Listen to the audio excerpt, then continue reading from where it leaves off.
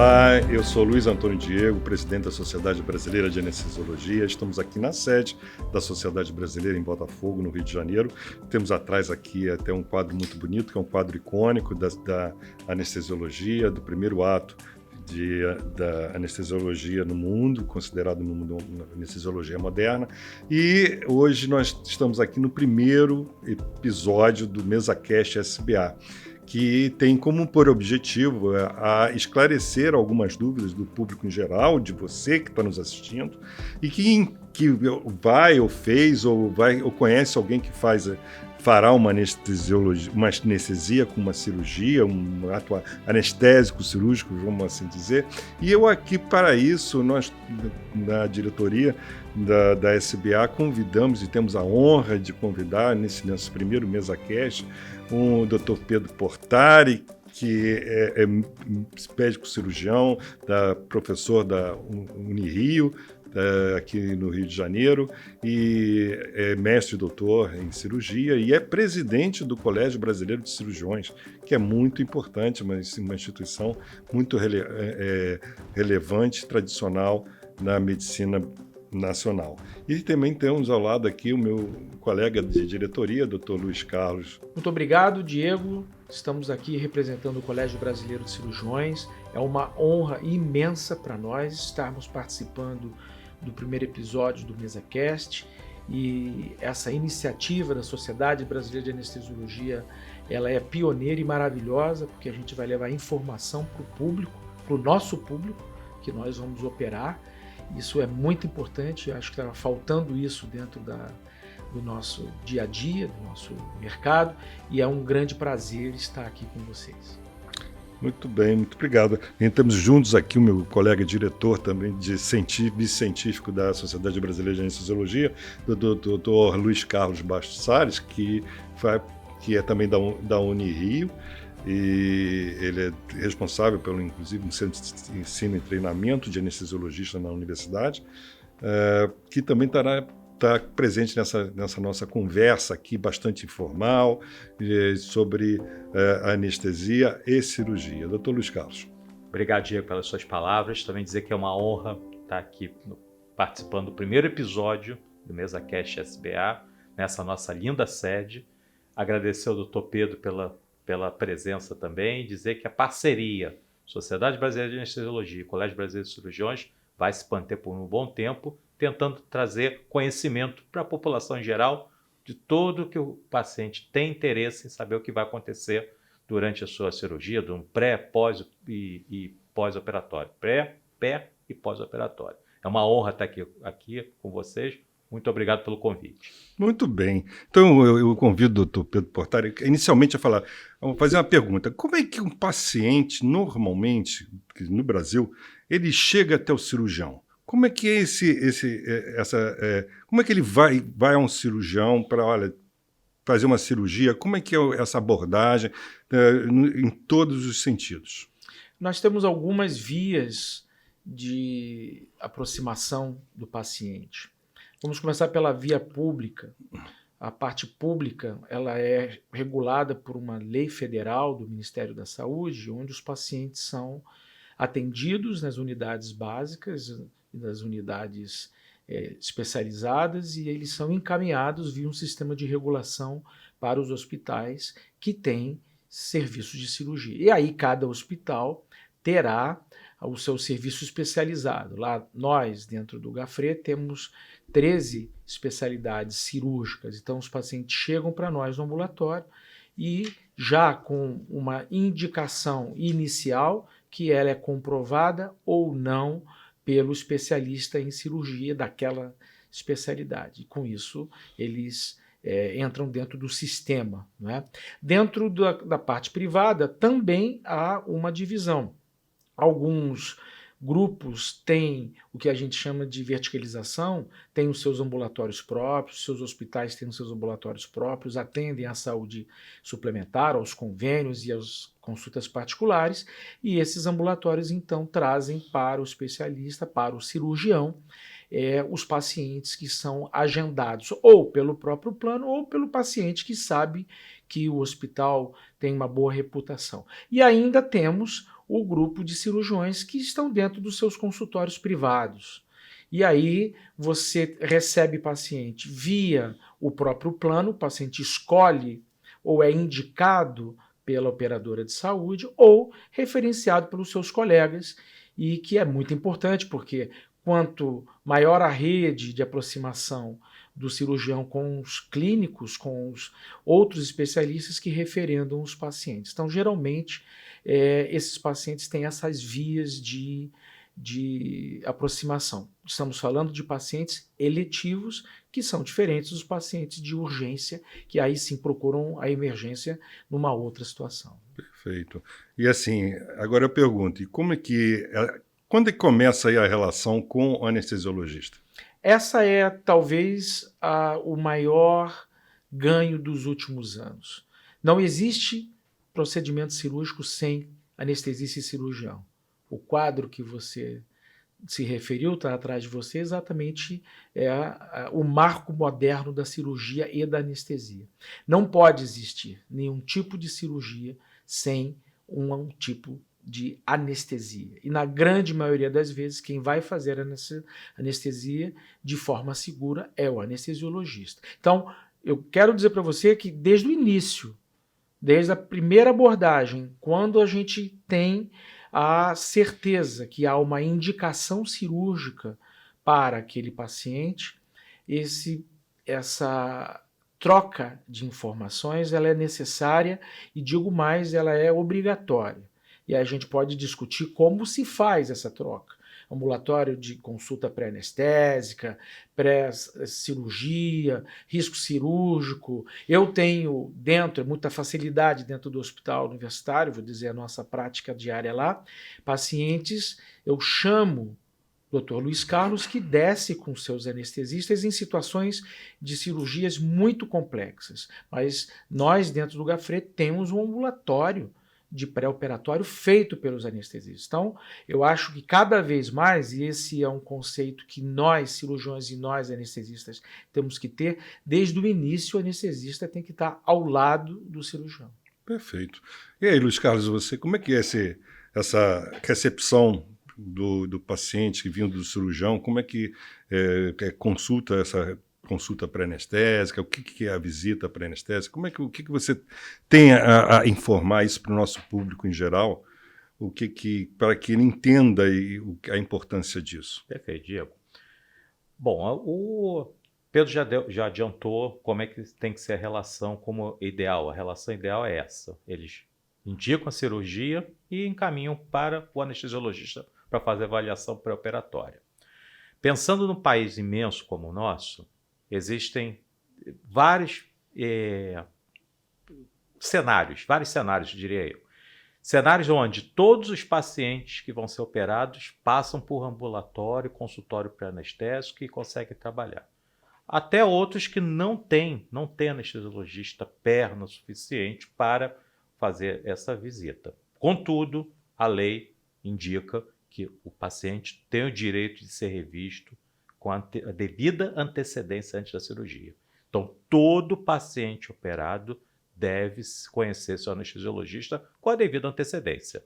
A noite anterior da internação, até que seja pela manhã, quando ele é internado no mesmo dia, mas ele tem que conhecer o anestesiologista, onde a gente vai combinar o plano de anestesia dele. O que vai acontecer, o que vai acontecer no pré, o que vai acontecer no pé, o que vai acontecer no pós-operatório. Basicamente é isso. Lá na universidade, como o Pedro já adiantou, nós temos um ambulatório que não consegue cobrir todas as clínicas, não conseguimos cobrir todas as clínicas, mas todos os pacientes, 100% dos pacientes são vistos antes da cirurgia, ou no dia da cirurgia, no dia da internação, ou quando estão internados na noite anterior. Todos devem ser vistos. Isso é um direito do paciente. É um direito do paciente. Isso está estabelecido na resolução do Conselho Federal de Medicina 2174, 2017, que prevê essa consulta e a avaliação. É uma resolução muito importante. Ela, para nós, profissionais médicos, as resoluções do Conselho são uma lei, de alguma maneira. Aí eu pergunto novamente ao Dr. Pedro Portari, assim, tem um paciente que convém com a família e é proposta uma cirurgia, com determinada cirurgia, com uma determinada anestesia. E assim, existem, às vezes, na medicina, algumas opções. A medicina ela é centrada no paciente. Como é que é essa relação? Como é o consentimento informado? Você pode falar um pouquinho sobre isso para o nosso público, para eles entenderem? Eu acho que é isso que nos últimos tempos teve uma evolução muito grande, tanto por parte dos anestesiologistas como por parte dos cirurgiões, e entender que aquela jornada daquele paciente ela é única. Para cada paciente você tem uma solução, que pode até ser uma rotina para o cirurgião e para o anestesista, mas cada paciente ele é um, e por isso que o tratamento é centrado no paciente. Deve existir, e cada vez mais que quando você apresenta, conversa com o paciente, não é perder tempo isso, é ganhar confiança do paciente.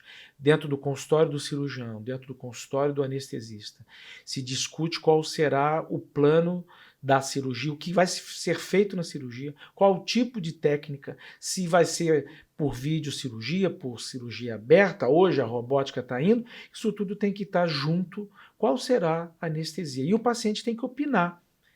Mesmo os pacientes que são pacientes que têm um conhecimento sociocultural menor, eles têm que opinar sobre a melhor forma que ele gostaria de ser anestesiado e operado. Isso hoje é muito bem difundido nas residências da anestesia, nas residências da cirurgia, e tem que ser colocado em prática, porque tudo gira em torno de uma grande combinação. Como diz o ditado, né? O que é combinado não sai caro. Acho que é isso que a gente tem que passar para o povo em geral. A gente vai conversar com você. Várias vezes os pacientes solicitam outras opções, ou por crenças populares, não quero que espete a minha espinha dentro de um bloqueio, né?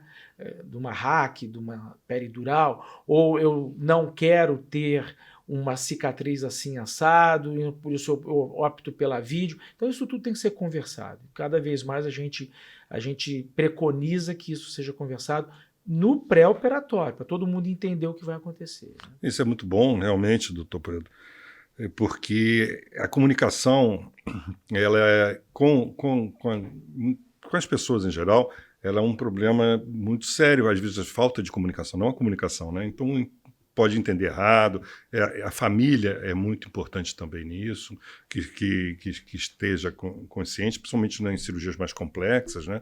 Que tem um pós-operatório numa unidade de terapia intensiva, por exemplo, que às vezes é absolutamente necessária, né? E aí eu pergunto também ao doutor Luiz Carlos, como é que esse acompanhamento durante a sala foi feito o diagnóstico, foi proposta uma cirurgia, foi conversado, houve uma conversa anestesista com o cirurgião, houve essa consulta, essa visita pré-anestésica.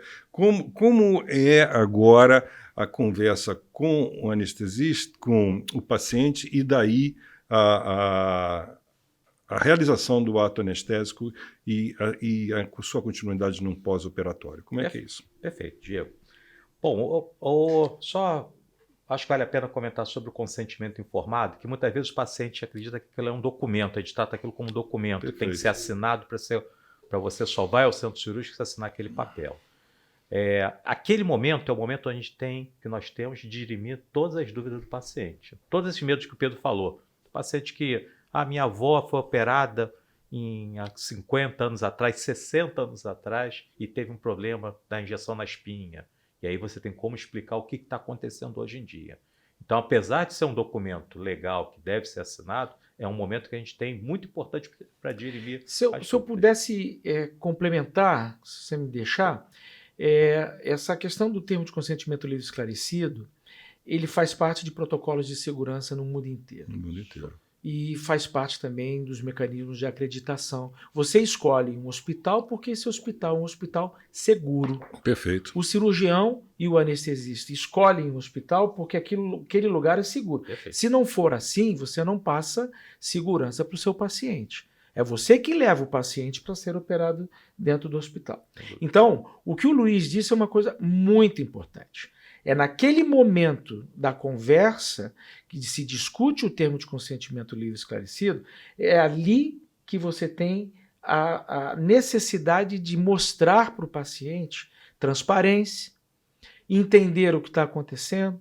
Muitas das vezes é na visita, junto com a discussão do termo, que você percebe que ele tem uma alergia, percebe que ele tem uma coisa que passou desapercebida pelo cirurgião e que pode influir, se muda ou não o tipo de anestesia. Então, aquele momento é um momento não burocrático. Eu gostei muito do que você falou. Não é só o documento. Aquilo ali é como se fosse o confessionário ali, você tem um tempo. Então, isso não é uma burocracia. A gente não pode entender isso como uma burocracia.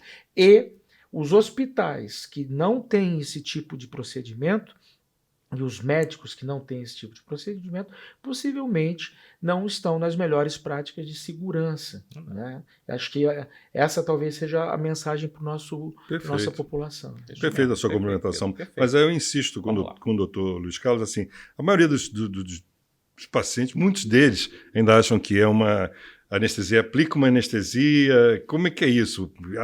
Vai embora, o senhor vai ficar lá com a gente? Como é que explica o que é realmente para que o nosso público entenda o que nós fazemos lá dentro, como é o tempo da cirurgia, que varia dependendo do procedimento. Por favor, doutor Luiz Carlos. Vamos lá, Diego. Essa questão é uma questão bastante interessante. Eu fui operado, eu tenho 60 anos de idade, fui operado aos 5 anos de idade, uma cirurgia simples, e eu lembro, 55 anos atrás, eu lembro de tudo que aconteceu naquele centro cirúrgico. Ficou gravado na minha memória. Então, Pedro chegou a falar isso, Diego também já. Para o paciente, aquilo ali é um evento único. Aquele momento foi um momento único daquela cirurgia. Para nós, eu faço 4, 5, 6 procedimentos por dia há 35, quase 40 anos.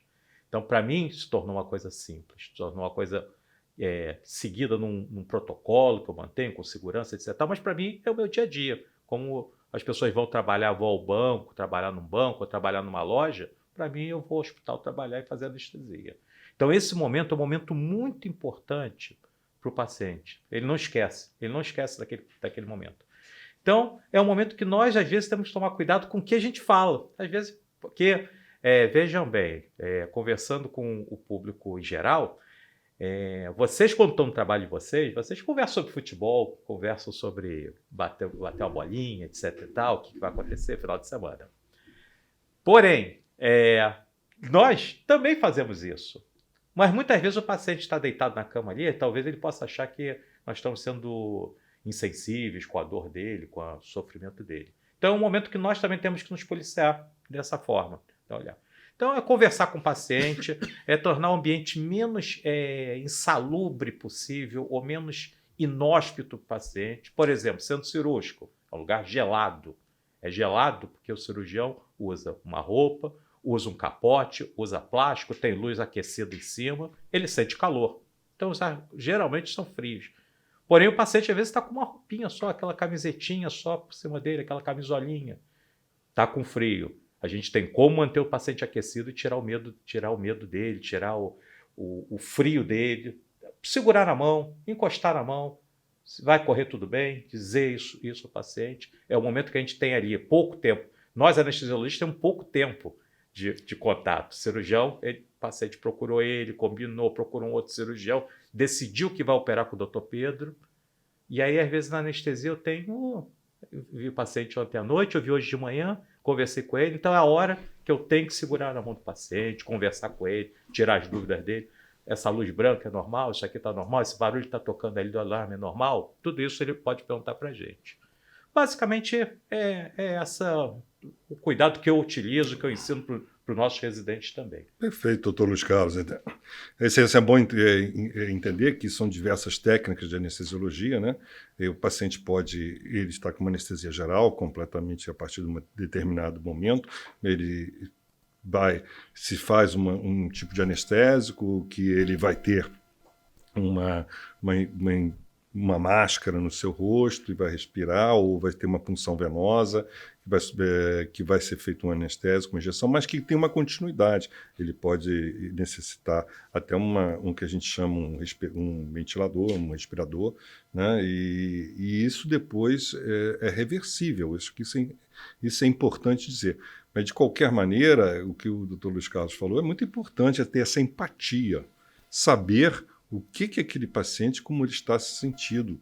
E isso daí, nós anestesiologistas, temos muito pouco tempo, às vezes, para fazer. Tem uma consulta, nem sempre a consulta é feita com o próprio anestesista que vai estar aqui naquele momento, embora ele tenha toda a documentação e tudo, mas assim, é importante que o anestesiologista converse e examine o paciente antes da cirurgia para saber das condições, até porque pode, entre uma consulta e, às vezes, a cirurgia, com todas as dificuldades que tem nos hospitais, às vezes marcação, aí leva 10, 15 dias para se marcar uma cirurgia e muda-se o quadro, entendeu? Então é importante saber isso, né? Porque essa avaliação imediatamente antes da anestesia. Então, Pedro Portari, assim, a segurança do paciente é fundamental, né, Luiz Carlos? Então, assim, nós, anestesiologistas, junto com o cirurgião, queremos a segurança do paciente. Isso envolve hoje uma grande tecnologia que nos favorece. Diferente do tempo aqui atrás, né, do nosso quadro, nós hoje observamos que temos diversos, cada vez mais monitores. Os anestésicos, inclusive, chegaram num nível de eficiência muito bons, os anestésicos. Então, a monitorização de como aquele paciente está é que vem permitindo que a cirurgia seja cada vez mais complexa, mais efetivamente invasiva, que tem que ser, né? Que cirurgia, envolve corte, envolve uma opção de manobras. Então, eu lhe pergunto, doutor Pedro Portari, como é que é essa programação cirúrgica, como é que, antes da cirurgia de um determinado hospital, como se vai usar, às vezes, uma prótese, vai implantar alguma coisa, fazer uma cirurgia robótica, como é que é isso, e junto com o anestesista? Como é que... É exatamente a mesma filosofia que a gente tem com as pessoas no pré-operatório, do anestesiologista e do cirurgião conversarem sobre as pessoas, né? Porque, na verdade, a gente conversa sobre pessoas. O planejamento cirúrgico ele tem que ser junto com o planejamento anestésico. Se não houvesse segurança em você colocar dentro da barriga de alguém 30 litros de gás carbônico, você não poderia fazer uma cirurgia por vídeo. Ela só tem segurança porque os anestesistas desenvolveram a capacidade de tornar aquilo cirúrgico, aquela cirurgia segura. Então, não tem saída, Diego. O cirurgião tem que conversar com o anestesista se ele vai propor uma técnica cirúrgica, e cada vez, como você disse, nós somos mais invasivos, cirurgias mais longas, cirurgias mais, do ponto de vista técnico, difíceis, usando hoje robô, 4, 5, 6, 7, 8 horas de cirurgia, o transplante, 24 horas de cirurgia. Se isso não tem uma equipe afinada, a gente não vai conseguir jogar. Não é aquela história do futebol, do basquete, do vôlei, sozinho ninguém ganha nada. Não é natação. Isso é um time. É um time. É um time e que precisa, time. Né? O que eu me surpreendo, queria até que o meu companheiro de labuta, doutor Luiz, falasse, para onde hoje caminha essa questão da motorização, dos aparelhos de anestesiologia, porque eu vejo hoje que são coisas muito sofisticadas e muito seguras. Como é que funciona? Isso é necessário? O que vocês acham aqui na SBA? Ok. Pedro, com relação ao material anestesiológico, eu comecei minha residência, minha atividade médica em 1988. E eu tive a oportunidade de ver a evolução que a medicina e a anestesiologia teve com relação à segurança do paciente. Tudo isso que a gente já falou, sobre observação, exame inicial, mas durante a cirurgia nós aumentamos muito a segurança com a quantidade imensa de monitores que são colocados no paciente para acompanhar tudo que acontece com ele durante a cirurgia. Posso garantir a vocês que nós estamos num momento maravilhoso da medicina. Contudo, o mais importante continua sendo as pessoas. É o cirurgião que conversa com o anestesista. Às vezes o paciente pergunta para a gente assim, depois de uma conversa pré-operatória, o paciente até sorri para você, fica, pô, doutor, lhe adorei, isso é ótimo, bom humor, mas o senhor vai ficar o tempo todo lá do meu lado? Então é esclarecer, nós ficamos o tempo todo durante a cirurgia e o tempo todo em conversa com o cirurgião. O que ele faz influencia no que eu faço, o que eu faço influencia nele. Então, pela segurança, nós temos que andar sempre juntos, o tempo todo conversando. Então, nós ficamos o tempo todo, enquanto o cirurgião está operando, nós estamos do lado. Na hora que o cirurgião até termina a cirurgia, e às vezes sai porque está cansado, tem 8 horas de cirurgia, 10 horas de cirurgia, vai tomar uma água, não se alimentou, e os auxiliares às vezes ficam assistindo o final da cirurgia, ele sai e volta, nós estaremos lá. Até o final da cirurgia, nós estaremos junto com vocês. Tem uma relação mais ou menos com a aviação. Às vezes a gente compara com a aviação, né? O aviador, quando vai voar, ele dá a checagem no avião dele, apesar do técnico já ter olhado. Nós fazemos a mesma coisa em anestesia. A gente chega de manhã cedo, antes de receber o paciente, a gente passa, olha todo o material, nosso aparelho de anestesia, que antigamente a gente chamava de carrinho de anestesia, hoje o pessoal mais moderno gosta de chamar avião, né? de estação de trabalho, né? O americano gosta de chamar de workstation, estação de trabalho, porque aquilo ali tem uma tecnologia embarcada imensa. A gente passa ali, dá uma olhada, tudo, o paciente só vem para a sala do centro cirúrgico quando está tudo certinho para a gente iniciar o nosso procedimento com segurança. Luiz Carlos, eu acho que esse ponto que vocês dois tocaram é muito importante, porque a cirurgia, diferente, por exemplo, de um paciente que está internado, que ele vai evoluir até complexo, tem uma UTI, mas ele tem uma evolução mais lenta na maioria das vezes. Da cirurgia, a complexidade é muito grande, então a alteração durante um procedimento, como o senhor falou, de horas, do paciente, dependendo da cirurgia, porque a cirurgia isso envolve uma perda sanguínea, instabilidade muitas vezes da pressão arterial, que nós precisamos, como anestesiologistas, estar garantindo isso. Há uma estabilidade, então é o que eu falo, nós funcionamos como um time, como o senhor falou, né? Eu dou sempre esse exemplo, né? Que nenhum de nós vai ficar ofendido se der uma opinião aqui, olha, o cirurgião espera um pouquinho, vamos fazer um pouco mais de um relaxamento muscular, alguma coisa nesse sentido, porque a gente funciona como um time, é como um goleiro que pode bater pênalti, como já existiu e existe. Então, e ninguém vai ficar ofendido se a enfermagem saiu, o cirurgião ou está um foco precisa ser ajeitado, o anestesista está lá como cirurgião. Então isso é muito importante que o anestesista esteja naquele período, durante todo o procedimento, porque as variações durante a cirurgia são grandes. Eu trabalhei muito com cirurgia cardíaca e assim as variações são, quanto mais complexas, mais a atenção do anestesiologista. E você tem muita monitorização, cada vez maior, mas não adianta ter a monitorização se não tiver o anestesiologista não estiver olhando para aquele monitor. Entendeu? Isso daí eu acho que é o básico, né, Luiz? E não só olhando para o monitor, e aí que vem a questão, aquele anestesista que está lá e aqueles residentes que estão lá são capacitados para entender o que está acontecendo. Isso. Então, acho que esse é um grande... O Luiz falou sobre a questão do fator humano. O fator tecnológico, ele melhorou em muito a segurança. Mas quando o fator tecnológico está separado do fator humano, um bom cirurgião, um bom anestesista são aqueles bons médicos que foram treinados em bons lugares para entenderem o que você mesmo acabou de dizer, as variabilidades, né? Uma cirurgia pode ser um céu de brigadeiro, não é?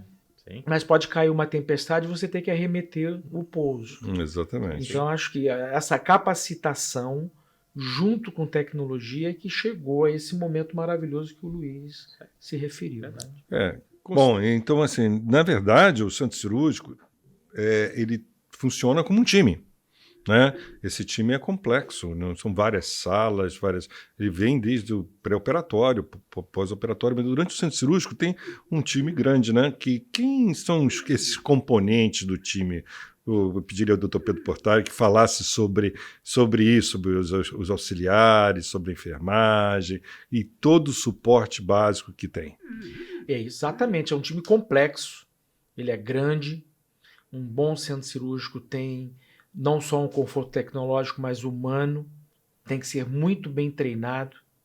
Só para a gente entender, caros amigos, um paciente, uma pessoa, quando entra no centro cirúrgico, é recebida pela enfermagem do centro cirúrgico, que é super capacitada, super treinada, que confere se o paciente é o paciente, o nome dele, se ele está realmente sem os anéis, sem as pulseiras, se ele vai operar, o que ele vai operar, com que cirurgião, com que anestesista, todo um protocolo muito complexo. Isso, a enfermagem tem um papel fundamental nisso. Enfermagem de centro cirúrgico é um time muito organizado e muito treinado.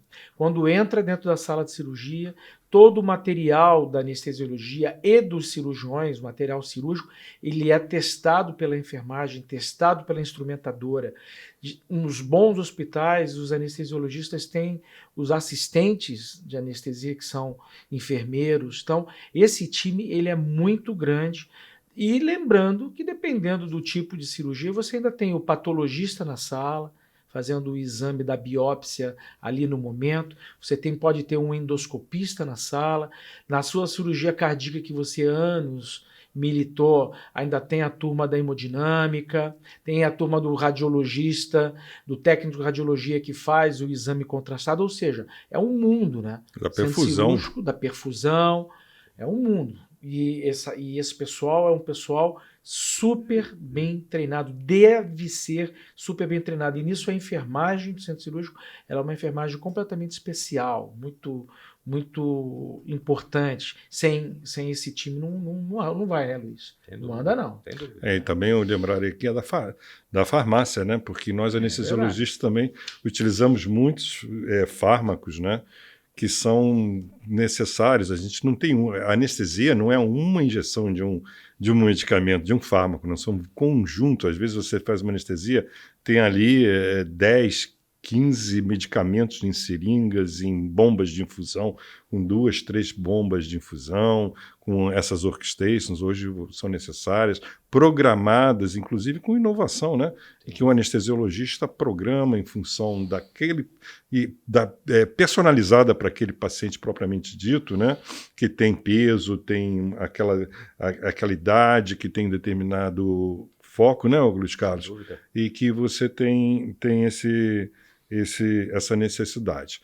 Então, assim, eu acho que em termos da cirurgia, não sei se vocês têm alguma coisa mais a complementar, mas a gente podia passar para logo o outro ponto da medicina perioperatória, que é onde nós atuamos, né? Se você me permite, Diego, você me permite eu lembrar também a enfermagem fundamental, farmácia fundamental, mas lembrar a equipe de limpeza. Perfeito. Isso é fundamental. Fundamental. Centros cirúrgicos com 40, imaginem, senhoras e senhores, com 40, 50 salas cirúrgicas, com cirurgias rodando o tempo todo. Imaginem a importância dessa equipe. A equipe de limpeza dos centros cirúrgicos geralmente são equipes selecionadas dentro do hospital, que já são equipes de limpeza diferenciadas, não são igual as pessoas que cuidam das nossas casas ou de varrer. Tem uma série de limitações da limpeza intra-hospitalar. No centro cirúrgico, mais ainda, eles são fundamentais na limpeza e na segurança. Nessa escala de segurança, eles são fundamentais no controle da infecção hospitalar, no controle das infecções cruzadas. Então, é uma equipe que também tem meu respeito, tem o nosso respeito. Eu, Luiz Carlos, se me permite, essa equipe de higienização, ela é tão importante, às vezes é importante que o paciente também, que quem está lá, que está nos ouvindo, entenda que às vezes há um atraso entre uma cirurgia e a outra, porque como o Luiz Carlos falou, são às vezes um mapa cirúrgico, um determinado hospital, naquela sala, várias, diversas cirurgias, e entre uma e a outra entra todo esse time da higienização que vai limpar. E isso às vezes demora um pouco e dá um retardo. Então tem que entender que existe todo um fluxo de pessoas e é complexo que entenda. Então eu volto de novo àquela nossa pergunta aqui sobre esse pós-operatório, como o paciente já acabou. Ele acabou a cirurgia geral. O que se faz? Como é que muitos pacientes às vezes não sabem, mas a gente fala de sala de recuperação pós-anestésica. O que se trata disso e quais são os principais problemas? Bom, a sala de recuperação pós-operatória, como o nome diz, é uma sala geralmente próxima ou ao lado do centro cirúrgico, que seria onde a gente poderia fazer a transição entre a cirurgia, a sala cirúrgica, e o quarto ou a enfermaria para onde o paciente vai. É o momento que a gente observa pós-operatório imediato, todas as complicações que podem ocorrer no pós-operatório. Dor, náuseas e vômitos, qualquer problema respiratório, sangramento da cirurgia pode ter ocorrido. Enfim, é um local onde a gente pode ainda ver o que está acontecendo, que pode acontecer, e inclusive com a possibilidade, se for necessário, voltar ao centro cirúrgico para fazer o procedimento. Então, nessa sala, chamada sala de recuperação pós-operatória, é uma sala onde geralmente tem uma enfermagem. O ideal é que tenha um médico, mas quando não tem médico, o médico que está nas salas está sempre acompanhando. Anestesiologistas, cirurgiões também, médicos residentes nos hospitais que têm programa de residência médica, e todos estão ali observando. Com relação a náuseas e vômitos, nós temos protocolos, medicações para náuseas e vômitos, que geralmente a gente faz até pré-operatório ou no pós-operatório, durante a cirurgia. Mas, se o paciente tiver náuseas e vômitos no pós-operatório, a gente tem como agir, tem como tratar também. Doutor Luiz Carlos, já que tocou desculpe interromper, mas já que tocou nesse assunto de náuseas e vômitos, vamos falar, por que muitas vezes o paciente pergunta por que tem um jejum? Né? Por que tem esse desejo? É importante, antes da cirurgia, ter o jejum. Pode comentar e depois, doutor Vamos Pedro lá. também. O jejum, às vezes a gente não explica para o paciente ou não esclarece para ele. O jejum é um formato de segurança do paciente. O paciente com o estômago vazio, com pouca alimentação, com nenhuma alimentação, ele diminui a possibilidade de, no caso dele vomitar e estar sendo anestesiado, desse material do estômago ir para dentro do pulmão e causar uma pneumonia, uma lesão grave. Então, esse é o princípio básico do jejum. O jejum quer manter o estômago mais vazio do paciente possível para que, se ele vomitar, ou nós chamamos de regurgitar, que é um vômito passivo, que esse material não caia no pulmão, e se cair no pulmão, cai com volume pequeno, etc. Então, é o motivo do jejum. Às vezes o paciente fica chateado com a gente. Mas, doutor, o senhor pediu para fazer jejum? Agora, por outro lado, o paciente às vezes tem razão, porque às vezes a gente recomenda o jejum e não diz o tempo de jejum para o paciente. E a gente mantém, o senhor tem que estar em jejum para a cirurgia. E não explica para o paciente. Aí o paciente interna ou não interna, vai operar no dia seguinte de manhã. Ele chega às 6 da tarde, o doutor falou para mim que precisava fazer jejum, vou parar de comer agora, às 6 da tarde. E a cirurgia dele, que não é às 8, vai estar marcada lá para as 16 horas da tarde do dia seguinte. E aí o paciente permanece com 12, 14, 16 horas de jejum. O que não convém, né? O que não convém. Não convém. A gente tenta, hoje a gente tenta trabalhar com jejum mais curto possível, onde a gente possa trabalhar com segurança para o paciente, mas para evitar todos os efeitos do jejum, que não é só fome, não. Tem outras coisas que acontecem que não são boas para o paciente, para a fisiologia do paciente, para a saúde do paciente, para o pré-operatório, para o pós-operatório também. Você já tocou no assunto, Luiz Carlos, sobre a questão do frio, né? De você ter a sala gelada, né, doutor Pedro? Porque lá tem foco, tem capote, tem tudo, tem, né? Então tá com luva, com gorro, né? Tudo paramentado, tudo esterilizado, na verdade, que para que uma complicação que é muito grave, que é a contaminação bacteriana ou do paciente da cirurgia. Então, assim, o frio também, mas afeta o paciente, principalmente às vezes aquele paciente que tá meio, ainda não tem uma anestesia que seja geral, né, que às vezes está acordado e tudo, mas mesmo com anestesia geral, tem um impacto no paciente. E aí eu gostaria de que você falasse também sobre isso, Luiz Carlos e o doutor Portari, se tiver comentário. Bom, geralmente a gente brinca em centro cirúrgico que os cirurgiões são muito calorentos. E o doutor Diego já explicou por quê. Eles são mais calorentos porque nós, anestesiologistas, estamos com uma roupa mais fina. Geralmente a gente começa a sentir frio. O cirurgião, muitas vezes, ele está com várias camadas de roupa impermeável, capote, calor em cima, lâmpadas que emitem calor por cima. Estão ali sob tensão, às vezes do momento cirúrgico. Então, geralmente eles mantêm o centro cirúrgico mais frio e é bem aceitável esse tipo de além colocação. Também, né, Luiz, que a temperatura mais baixa, ela diminui a propagação de micro-organismos, bactérias principalmente. Exatamente. Então, além de tudo, além do conforto do cirurgião, que precisa, mas a gente sabe que temperaturas abaixo de 22 graus, 20 graus, elas trazem menos contaminação. Perfeito. E com isso você, no passado, quando você não tinha refrigeração, você tinha um índice de contaminação. A outra coisa também é perda de calor. O paciente sendo anestesiado, sendo operado, se a sala estiver muito quente, ele vai suar. O paciente vai literalmente suar. Não só o cirurgião nem o anestesista. Sem dúvida. Então, essa perda de calor, e aí eu acho que você vai chegar. Essa perda de calor não pode ser nem por excesso de temperatura, nem por temperatura muito baixa. Então, como é que faz? O que faz? Isso. Então, nós temos como hoje em dia, temos como manter a temperatura do paciente numa temperatura bem estável.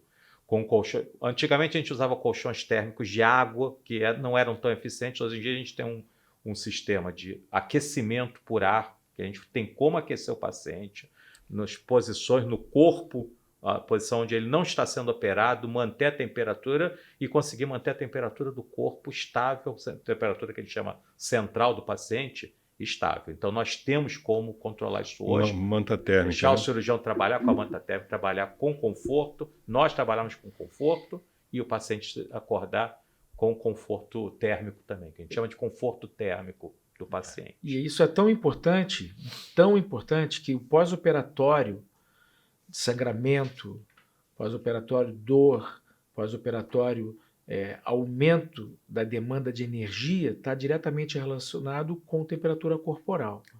Pacientes que são operados com temperatura corporal muito baixa têm maior índice de complicação e sangramento no pós-operatório. Então, é muito importante saber que o seu anestesista e o seu cirurgião vão ter controle total, vão ter a possibilidade de usar esse dispositivo. Então, isso para o público tem que perguntar isso. Isso. Como é que vai ser, então, né? E aquela brincadeira que aconteceu com a minha mãe, Diego. Minha mãe terminou a cirurgia de cólise de retirada de vesícula em 1980 alguma coisa, acabou a cirurgia, ela tremia. Isso. E punha o primeiro cobertor, o segundo cobertor, o terceiro cobertor, né, Luiz? Não era assim? Sem dúvida. E isso existe ainda hoje? É assim hoje? Como é que é, então, hoje? Ainda existe onde não tem esse tipo de mecanismo do vento forçado, aquecido forçado para o paciente, ainda existe. Infelizmente, mas não deveria, né? Não deveria. Eu acho que isso é uma coisa importante, a gente deixar bem claro que, também como o doutor Pedro Portari, aí a importância do paciente conhecer o que é necessário para poder exigir. Entender depois, olha, por que tem uma manta térmica? Por que foi? Por isso. Muitas das vezes, as fontes pagadoras exigem que a gente justifique isso, é perfeitamente justificável, porque um tremor por frio, o tremor que o paciente tem depois da cirurgia é um tremor do músculo para fazer aquecer o paciente. Então, isso é por baixa temperatura, o que não deve ocorrer. E não é, às vezes, uma manta, um lençol que vai resolver. Ele tem que ter uma fonte de uma manta térmica que tenha um vapor aquecido que vá, sem queimar o paciente, evidentemente, poder ter isso. E assim, não só no pós-operatório tem essa questão, mas a questão até do doutor Portani. Assim, como é que essa relação de dor, controle da dor no pós-operatório, junto com a enfermaria, junto com a terapia intensiva, nos casos... Como que é essa relação também anestesista? Existe também anestesistas e outros profissionais que estão dedicados ao controle da dor pós-operatória aguda. Como é que é isso, doutor? Essa questão é muito importante. Dor, náusea, vômito, isso traz uma memória muito ruim para os pacientes. A jornada do paciente ela é ruim se você fica 10 horas em jejum com fome, desidrata, no pós-operatório você vomita, sente frio e tem dor.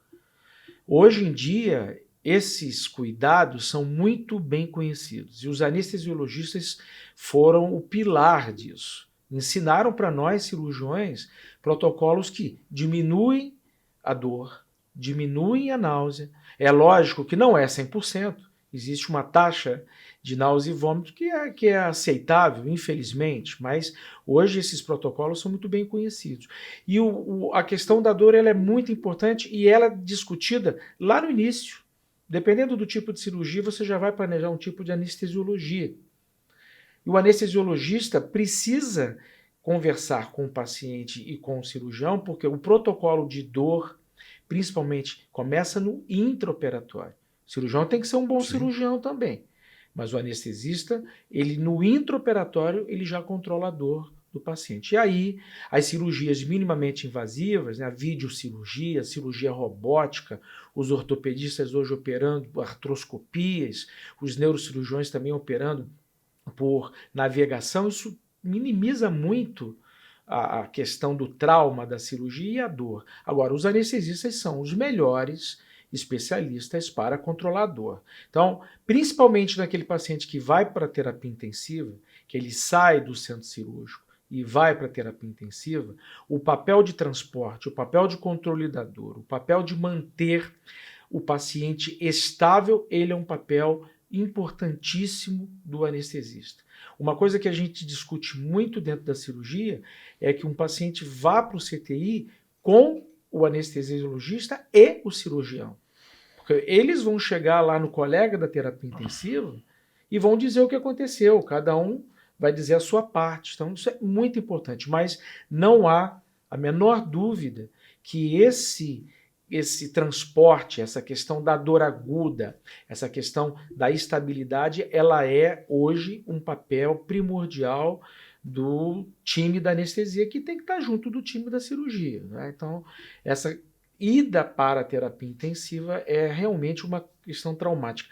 Vou lembrar para nós, que aconteceu no Brasil, mas já não, talvez não tanto, foram os anestesistas que criaram as terapias intensivas. Sim, sim.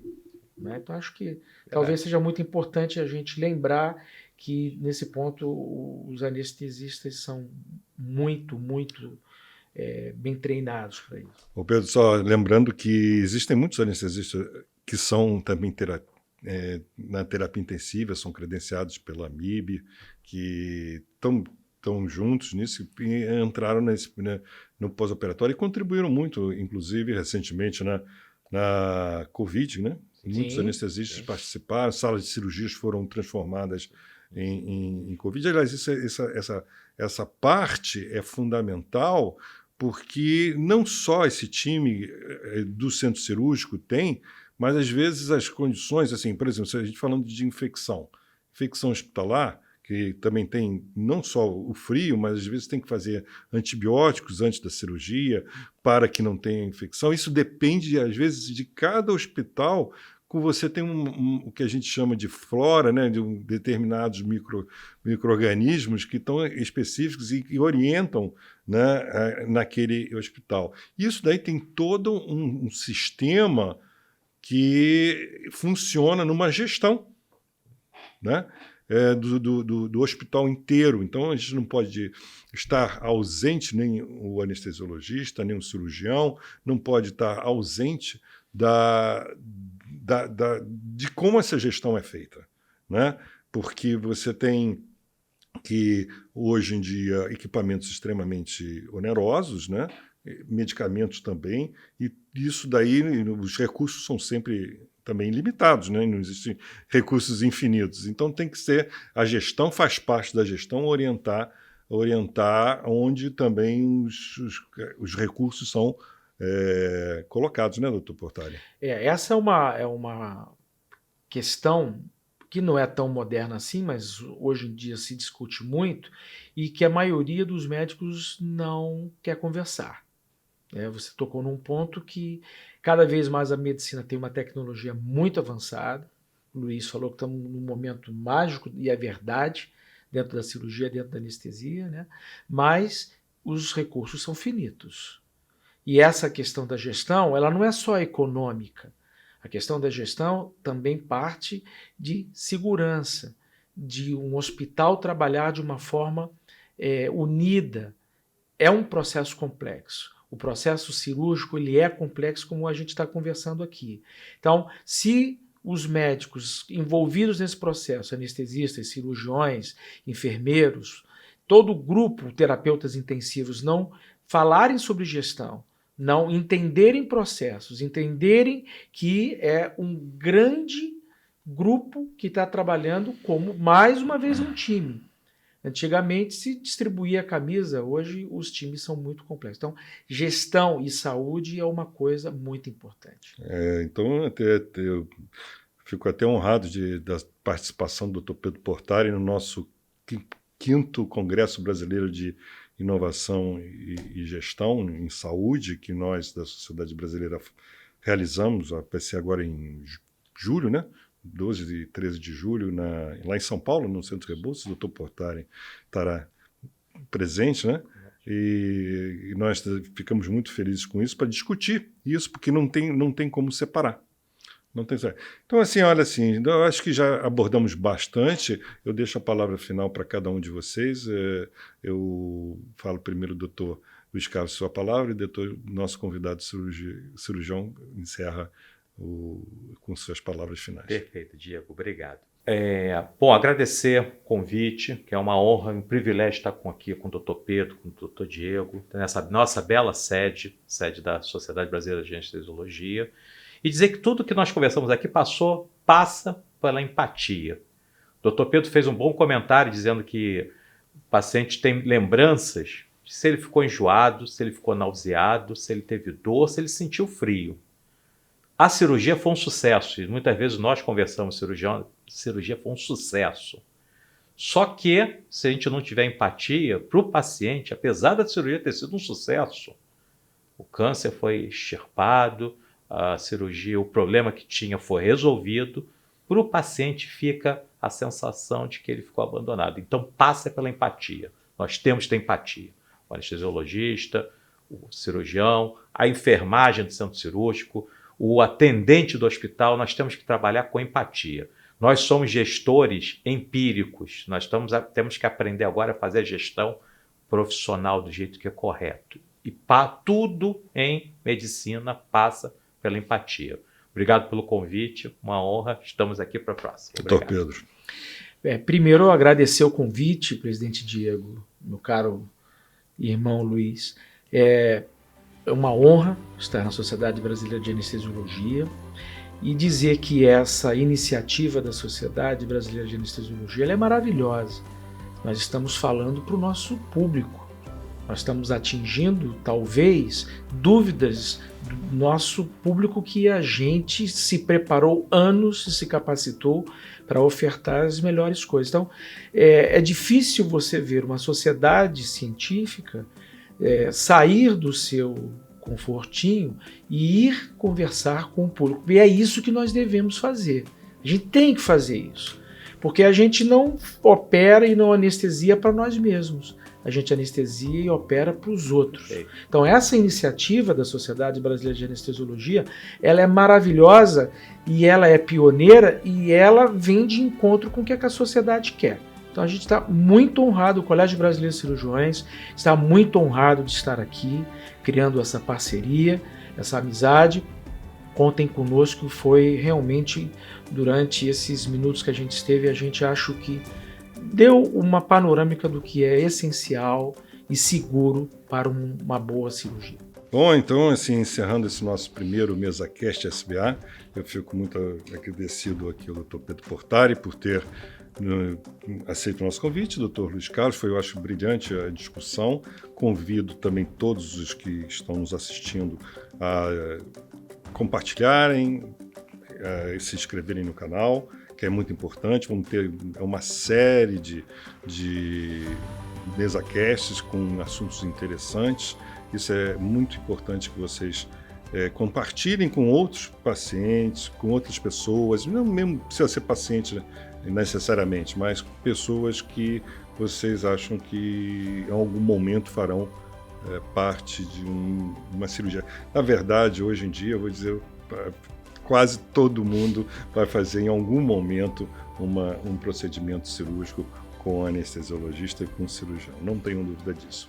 Então eu agradeço aqui, muito obrigado aos dois e vida longa a cirurgia e a anestesia de qualidade para ajudar a humanidade e assim nós progredirmos na medicina e na saúde com todos os nossos pacientes. Muito obrigado a vocês.